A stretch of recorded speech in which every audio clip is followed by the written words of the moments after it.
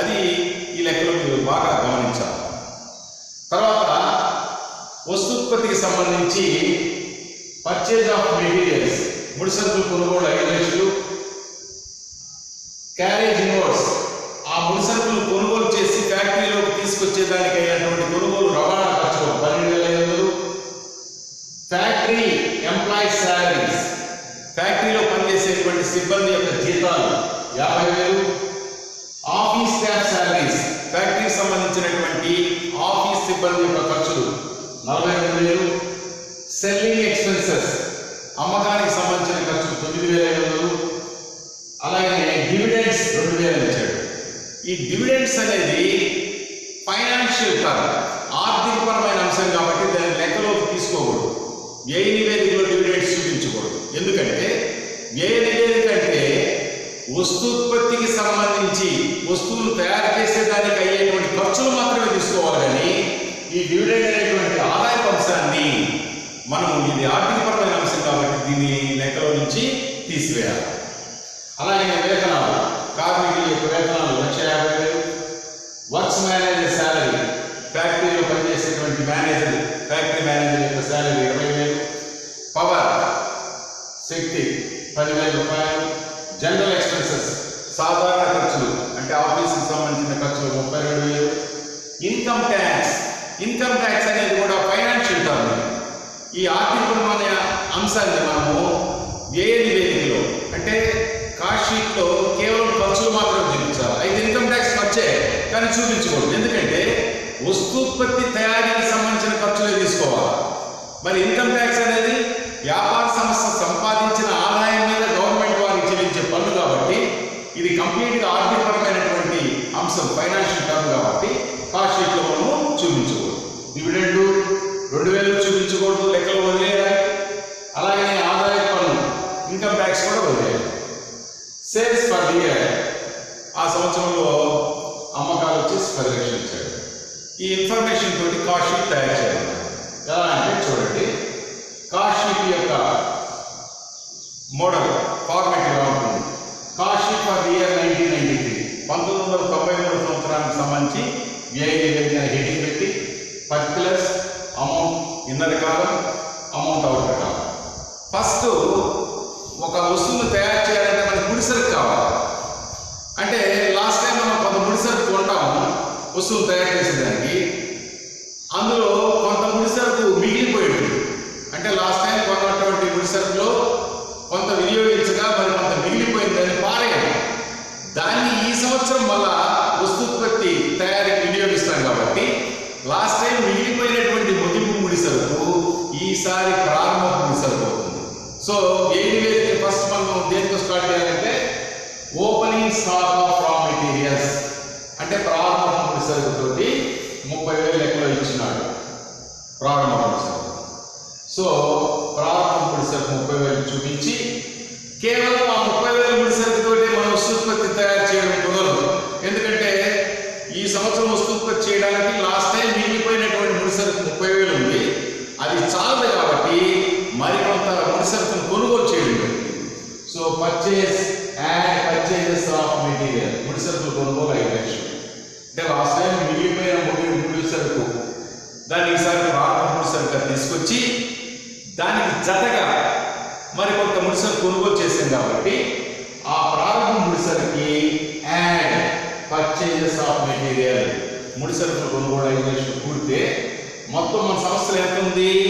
5,30,000 రూపాయల ముడిసరుకు.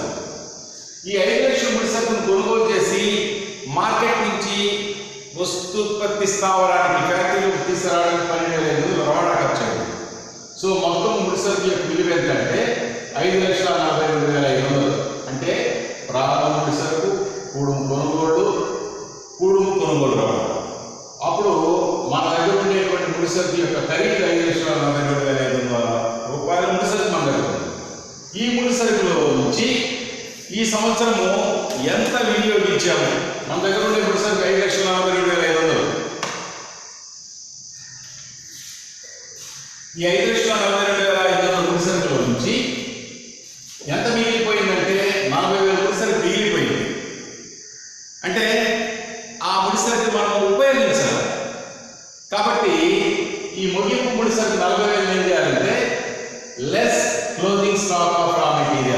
తీసి వేయము ముగింపు ముడిసరుకు అని చెప్పి మన దగ్గర ఉండే 5,42,500 ఖరీదైన ముడిసరుకుల నుంచి 40,000 తీసేస్తే ఈ సంవత్సరం అంటే 1993 సంవత్సరానికి వస్తూత్పత్తికి తయారు చేసేదానికి వినియోగించినటువంటి ముడిసరుకు ఎంతంటే 5,42,500. దీన్ని మెటీరియల్స్ కన్జ్యూమ్డ్ అంటారు. అంటే వినియోగించిన ముడిసరుకు. అంటే వస్తువును తయారు చేయడానికి ఇంత ముడిసరుకుని మనము వినియోగించాం. కేవలం ముడిసరుకు ఉంటేనే వస్తువు తయారవుతుందా? ముడిసరుకుకి తోడుగా కార్మిక శక్తి కావాలి. ఇప్పుడు బల్ల తయారు చేయాలా, కొయ్యి ఇచ్చేసి కార్పెంటర్ లేకపోతే బల్ల తయారు కాదు కదా.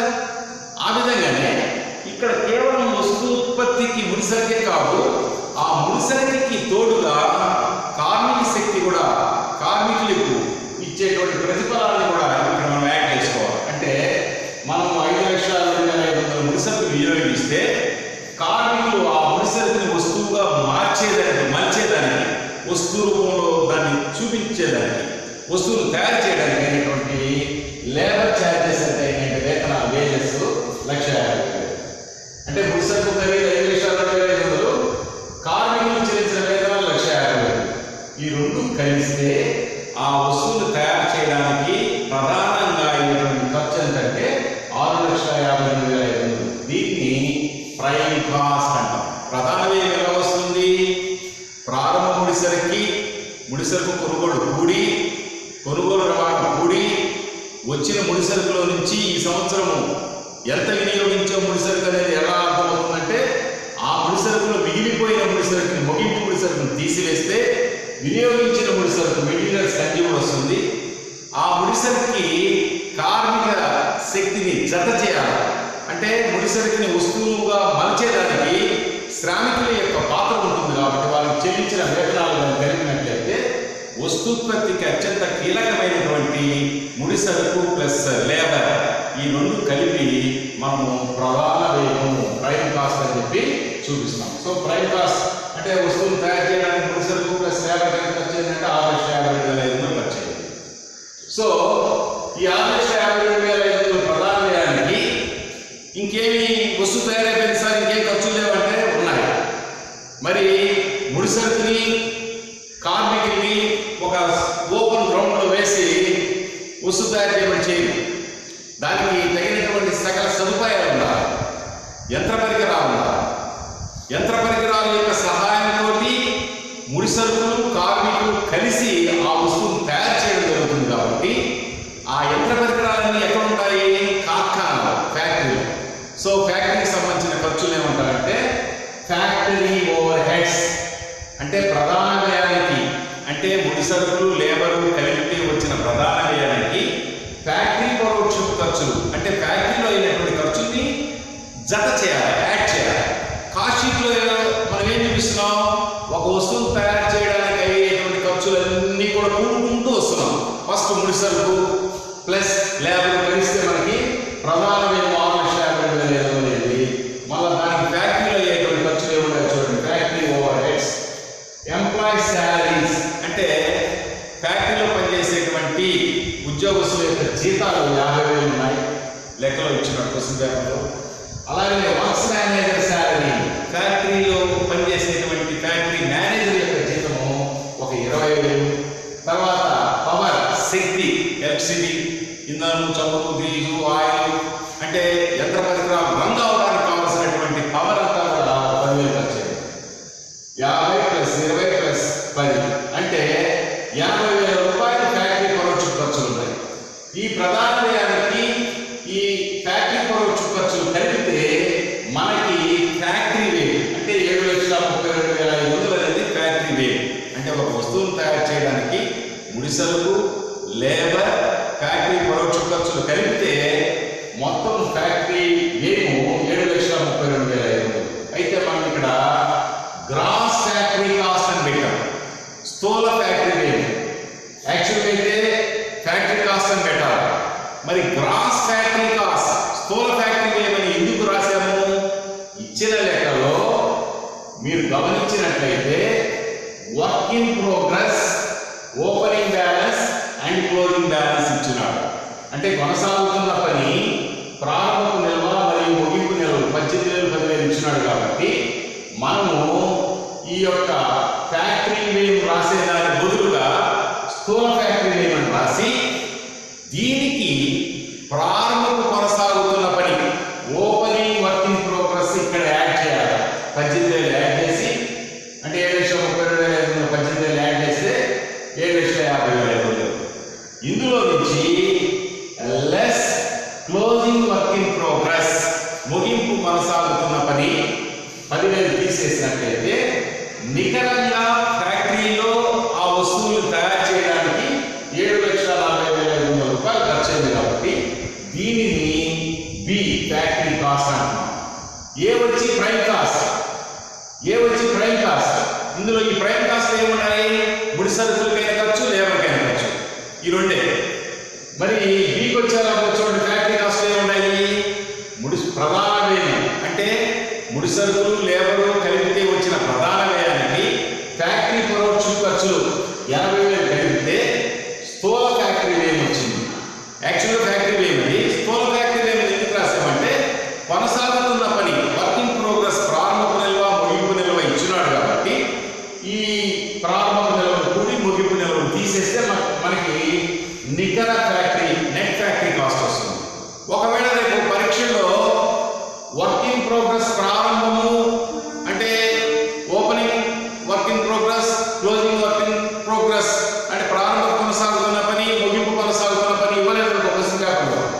అప్పుడు కూడాల్సిన తీసేయాల్సినటువంటి అవసరం ఉంది కాబట్టి ఈ యొక్క 7,32,500 ఫ్యాక్టరీ వ్యయం అవుతుంది. కానీ ఇక్కడ స్థూల ఫ్యాక్టరీ వ్యయం ఎందుకు రాశామంటే ఇచ్చిన లెక్కలో ప్రారంభం కొనసాగుతున్న పని మరియు ముగింపు కొనసాగుతున్న పని 18,000 10,000 ఇచ్చాడు కాబట్టి స్థూల ఫ్యాక్టరీ వ్యయం రాసి దానికి ప్రారంభం కొనసాగుతున్న పని కూడి ముగింపు కొనసాగుతున్న పని తీసేస్తే మనకి నికర factory cost net factory cost వస్తుంది.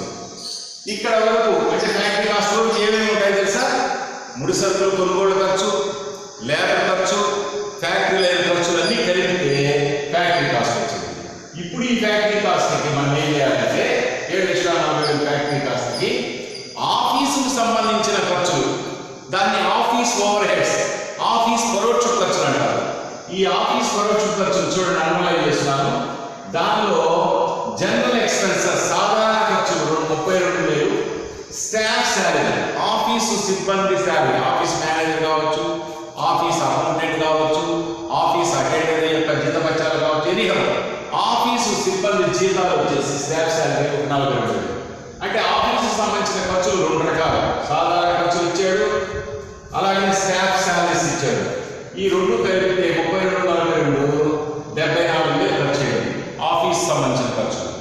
ఈ ఫ్యాక్టరీ కాస్ట్కి ఈ యొక్క ఆఫీస్ పరోక్ష ఖర్చులు కలిపితే మనకి 8,14,500 కాస్ట్ ఆఫ్ ప్రొడక్షన్ ఉత్పత్తి వ్యయం వచ్చేసింది.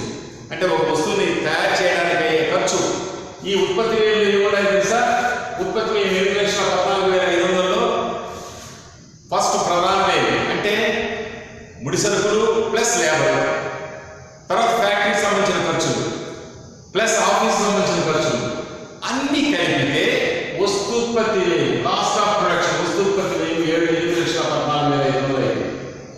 ఈ కాస్ట్ ఆఫ్ ప్రొడక్షన్కి లెక్కలో ఇచ్చినటువంటి ప్రారంభపు తయారైన సరుకు కూడి ముగింపు తయారైన సరుకు తీయాలి. అంటే ఇచ్చిన లెక్కలో మీరు స్టార్టింగ్లో గమనించినట్లయితే opening balances stock of finished goods తయారైన వస్తువుల ప్రారంభపు నిల్వ 8,000, 6,000 ముగింపు నిల్వ ముగింపు తయారైన.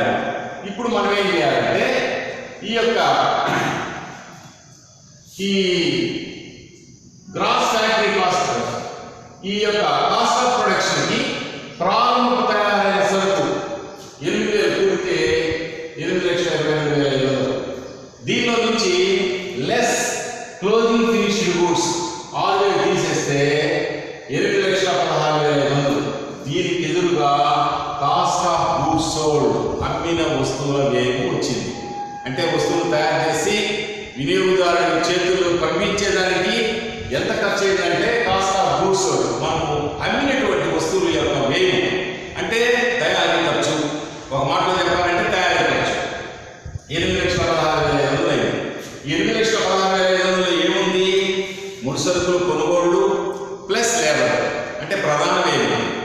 తర్వాత ఫ్యాక్టరీ పరోక్ష ఖర్చులు ఉన్నాయి. ఆ తర్వాత దానికి మన ఆఫీస్ పరోక్ష ఖర్చులు అంటే ఒక వస్తువు తయారు చేయడానికి ముడి సరుకు కావాలా, లేబర్ కావాలా, ఫ్యాక్టరీ పరోక్ష ఖర్చులు కావాలా, ఆఫీస్ పరోక్ష ఖర్చులు కావాలా, ఇవన్నీ కలిపితే 8,16,500 కాస్ట్ ఆఫ్ గూడ్స్ సోల్డ్ అమ్మిన వస్తువులు ఏమైంది. ఇప్పుడు ఈ కాస్ట్ ఆఫ్ గూడ్స్ సోల్డ్ 8,16,500కి ఈ వస్తువుల్ని మార్కెట్లో నలుమూలల అంటే దేశంలో ఉండే నలుమూలల మార్కెట్కి చేర్చేదానికి అయినటువంటి ఖర్చులు సెల్లింగ్ డిస్ట్రిబ్యూషన్ ఓవర్ హెడ్స్, అమ్మకపు పంపిణీ ఖర్చులు అంటారు. ఈ అమ్మకపు పంపిణీ ఖర్చులు లెక్కలో ఎంత ఇచ్చాడు? సెల్లింగ్ ఎక్స్పెన్సెస్ 9,500 ఇచ్చాడు. ఈ కాస్ట్ ఆఫ్ గూడ్స్ సోల్డ్కి 8,16,500కి ఈ 9,500 కలిపినట్లయితే మనకి 8,26,000 రూపాయలు టోటల్ కాస్ట్ మొత్తం ఆ వస్తువుని తయారు చేసి వినియోగదారుని యొక్క ముంగిట్లో వినియోగదారుడి యొక్క చేతుల్లో చేర్చేదానికైనటువంటి మొత్తం ఖర్చు 8,26,000. ఇందులో ఏముంటాయి? ముడి సరుకు కొనుగోలు ఖర్చు ఉంటుంది, లేబర్ వేతనాలు ఉంటాయి, ఫ్యాక్టరీ పరోక్ష ఖర్చులు ఉంటాయి, ఆఫీస్ పరోక్ష ఖర్చులు ఉంటాయి, అమ్మ పంపిణీ ఖర్చులు ఉంటాయి. ఇవన్నీ కలిపితే అంటే ఒక వస్తువుని తయారు చేసి ముడి సరుకు నుంచి దాన్ని అంతిమ వినియోగదారుని వస్తువుగా తయారు చేసి వినియోగదారుని యొక్క చేతుల్లో చేర్చడానికి అయినటువంటి మొత్తం ఖర్చు 8,26,000 రూపాయలు టోటల్ కాస్ట్. అయితే లెక్కలో మనం ఆ వస్తువును తయారు చేసి వినియోగదారుడి చేతుల్లో పంపించేదానికి 8,26,000 ఖర్చు అయితే మనం ఎంత కట్టాము? 10 లక్షలు కట్టినట్టు క్వశ్చన్ పేపర్లో ఇచ్చున్నాడు. ఇప్పుడు మీరు చూసినట్లయితే క్వశ్చన్ పేపర్లో సేల్స్ ఫర్ ది ఇయర్ ఆ సంవత్సరంలో 10 లక్షల రూపాయలు అమ్మకాలు అన్నాడు. కాబట్టి ఇప్పుడు మనకి వస్తువులు తయారు చేయడానికి అయిన ఖర్చు 8,26,000, కానీ మనం అమ్మితే వచ్చిన డబ్బు 10 లక్షలు. అంటే 10 లక్షల్లో మన యొక్క టోటల్ కాస్ట్ 8,26,000 తీసేసినట్లయితే 1,74,000 రూపాయలు లాభం వచ్చింది. ఈ విధంగా కాస్ట్ షీట్ తయారు చేసి మనం లాభాన్ని కనుగొనడం జరిగింది. అంటే బాగా గుర్తుపెట్టుకోండి, ఈ లెక్కలో కాస్ట్ షీట్ తయారు చేయాలంటే ఒక వస్తుత్పత్తి చేయడానికి అయ్యే ఖర్చులన్నీ ఒకదానికొకటి కలుపుకుంటూ రావాలి. ముడి సరుకు, లేబరు, ఫ్యాక్టరీ పరోక్ష ఖర్చులు, ఆఫీస్ పరోక్ష ఖర్చులు, అమ్మకం పంపిణీ ఖర్చులు అన్నీ కలిపితే టోటల్ కాస్ట్ వస్తుంది. ఆ టోటల్ కాస్ట్కి మనము కొంత లాభం కలుపుకొని అమ్ముకుంటాం. ఇది వ్యయ నివేదికలో చూపించే విధానం. అయితే మీరు ఇక్కడ గమనించాల్సింది ఏంటంటే ఈ ప్రారంభపు నిల్వలు ముగింపు నిల్వలు ఇచ్చినాడు కదా. ముడి సరుకు ప్రారంభపు నిల్వ, ముగింపు నిల్వ, కొనసాగుతున్న పని ప్రారంభపు నిల్వ, ముగింపు నిల్వ, తయారైన వస్తువులు ప్రారంభపు నిల్వ, ముగింపు నిల్వ. ఈ ప్రారంభపు నిల్వలను కూడా ముగింపు నిల్వలు తీసేయాలి. అంటే ఎక్కడ పెడితే అక్కడ కూడకుండా వాటి పాయింట్స్ ఉన్నాయి. ఎక్కడ పాయింట్స్ అంటే ప్రారంభపు ముడి సరుకు ఇక్కడ కొనుగోలు కూడి ముగింపు ముడి సరుకు తీసేసాం, దాని యొక్క ప్లేస్మెంట్ అది. అలాగే కొనసాగుతున్న పని ప్రారంభపు నిల్వ ప్రధానమైన ఫ్యాక్టరీ పరోక్ష ఖర్చులు కలిపిన వెంటనే స్థూల ఫ్యాక్టరీ అని రాసి ప్రారంభ కొనసాగుతున్న పని కూడి ముగింపు కొనసాగుతున్న పని తీసేయాలి. This is the placement for adding work in progress and less deductive closing work in progress.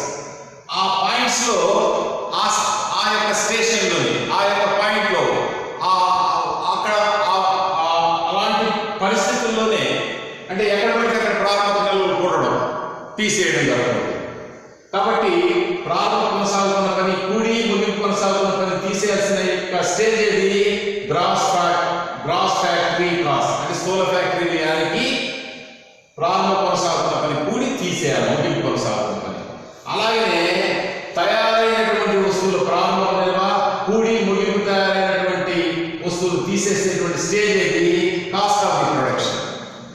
So ఈ ప్రారంభ నిల్వలు అనేవి ఫస్ట్ ప్రారంభ నిల్వలు కొనుగోలు కూడి ప్రారంభ సరుకుకి ప్రారంభ ముడి సరుకుకి కొనుగోలు కూడి ముగింపు ముడి సరుకు తీసేస్తాం. ఫస్ట్ స్టేజ్ ప్రైమ్ కాస్ట్ స్టేజ్లో ప్రారంభపు సరుకు ముగింపు సరుకు అక్కడ చూపిస్తాం. కొనసాగుతున్న పని ఎక్కడ చూపిస్తున్నాము? స్థూల ఫ్యాక్టరీ వ్యయానికి చేస్తున్నాం. అంటే opening work in progress add చేసాము, closing work in progress less చేసాము. ఏ స్టేజ్లో? Gross factory cost. అలాగే ఈ ఓపెనింగ్ ఫినిష్డ్ గూడ్స్ యాడ్ చేసి క్లోజింగ్ ఫినిష్డ్ గూడ్స్ ఎక్కడ లెస్ చేసామంటే ఈ స్టేజ్లో లాస్ట్ ఆఫ్ ది ప్రొడక్షన్. ఈ యొక్క పాయింట్స్ని మీరు చక్కగా గుర్తుపెట్టుకున్నట్లయితే సులభంగా మీరు ఏఐ వేదికను తయారు చేయగలరని ఆశిస్తూ, ఈ వీడియో మీకు నచ్చినట్లయితే బెల్ ఐకాన్ బటన్ నొక్కి సబ్స్క్రైబ్ చేసుకోండి. మరొక లెసన్లో మిమ్మల్ని కలుస్తాను. అంతవరకు సెలవు. ధన్యవాదాలు.